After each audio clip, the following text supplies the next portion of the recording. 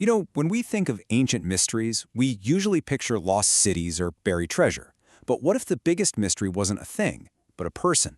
A poet whose work became the very sound of prayer for millions, but whose life is one of history's great blank spaces. All right, let's get into it. So who was this guy? His name was Rabbi Elazar Barabi Killer, and for more than 1,500 years, his words have been chanted, they've been studied, and boy, have they been argued over. This is a man who literally shaped the sound of worship, and yet almost everything about him is a question mark. And I'm not kidding about the mysteries. For centuries, people couldn't even agree on when he lived. He said he was from a place called Kiryat Sefer, a city that, as far as we can tell, never actually existed. Even his name, Killer, get this, might come from the Greek word for a type of cake, based on a legend that he got his genius from eating a magic scroll baked into a pastry. And his style? Well, that's where the real fight begins. To really get his art, you've got to try and figure out the artist. And while that's been a real puzzle for a long, long time. I mean, the theories have been all over the place. Ancient mystics were so blown away by his poetry, they just assumed he had to be this famous sage from the Talmudic era. Centuries later, some scholars figured he must have been an Italian poet, but the modern consensus? It's actually way more fascinating. All the evidence now points to Killer living in 6th or 7th century Byzantine Palestine, a world on the brink of massive change, right at the end of an empire. And that timing is everything, because Killer wasn't just some guy writing poems in his study. Nope, he was at the heart of a revolution, a movement that was about to completely transform the very idea of prayer itself. This revolution was called Puyat, and the idea was, frankly, kind of radical. Instead of just reciting the same fixed prayers over and over, a gifted poet, who was also the prayer leader, could compose and weave brand new, elaborate poetry right into the middle of the service. It was a way to make prayer feel dynamic, immediate, and totally connected to whatever special day it was. And right at the very top of this new art form, the absolute masterpiece was a structure so intricate, so revered, that it became Quilish's signature. It was called the Kedushta. The Kedushta is, no exaggeration, the crown jewel of Piyut. It's not just a single poem. Oh no, it's a whole poetic system, like an engine built right into the heart of the prayer service. And its one job? To build this incredible wave of spiritual and dramatic energy that crests right at the most sacred moment, the communal chant declaring God's holiness. And this is the perfect way to think about it.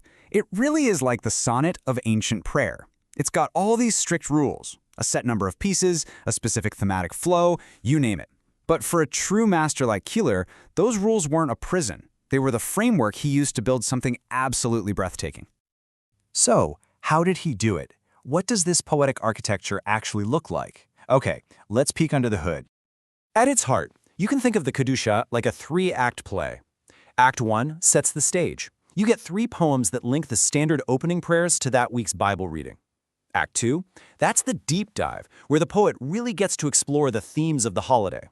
And Act 3 is the grand finale, this poetic climb. It's even called a siluk, an ascent, that just ramps up the intensity until, boom, the whole congregation erupts into the Kedusha chant. And what's so incredible is how every single piece has a specific job. The Magen and Micaiah are like the opening tag team, setting the scene. The Meshelesh acts as a perfect bridge to the next section. And that siluk at the end, that's the showstopper, the final powerful monologue that leads everyone into the climax. It's a masterpiece of structural design, just done with words. But here's the thing. Just mastering the form wasn't the whole story.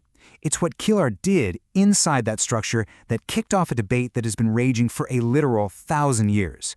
Was this guy a genius, or was he just writing gibberish? Just listen to this famous line from one of his holiday poems. Atzkotzitz ben kotzitz. Now, the translation gives you a hint, but in the original Hebrew, it's this dense, alliterative, dizzying knot of sounds and hidden meanings. He's making up new words, twisting grammar, packing in references. It's a lot. And this wild style basically split the Jewish world in two. On one side, you had the great 12th century philosopher Abraham Ibn Ezra, a real stickler for the rules. And he was horrified. He called Killer's poems riddles and basically accused him of butchering the holy language. But then on the other side, you had the mystics, like the famous Kabbalists known as the Ari. They saw something completely different. For them, every strange word wasn't a mistake. It was a key, unlocking some deep, cosmic secret. So you see, this wasn't just some dusty academic argument. The final verdict on Quiller's style had huge, real-world consequences that you can still see in prayer books today. Think about this for a second. For over 1,500 years, through the rise and fall of empires, through countless historical upheavals, these exact same poems have been recited. The staying power alone is just mind-boggling. And his impact is really a tale of two traditions. If you open a prayer book from a European or Ashkenazi background, Quiller is front and center. He's a rock star. But in the Sephardi world, where Ibn Ezra's critique won the day, he's practically gone, edited right out of the prayer book. And yet, his mark on the Hebrew language itself is unforgettable.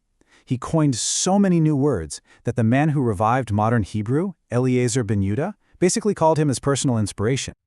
And that all leaves us with this massive question, doesn't it? Quiller was walking this tightrope between sacred, unchanging tradition and a wild, new artistic impulse. His work forces us to ask, when does artistic genius lift a tradition up, and when does it threaten to break it? The argument over his poems might be ancient, but that debate, well, that's as relevant today as it ever was.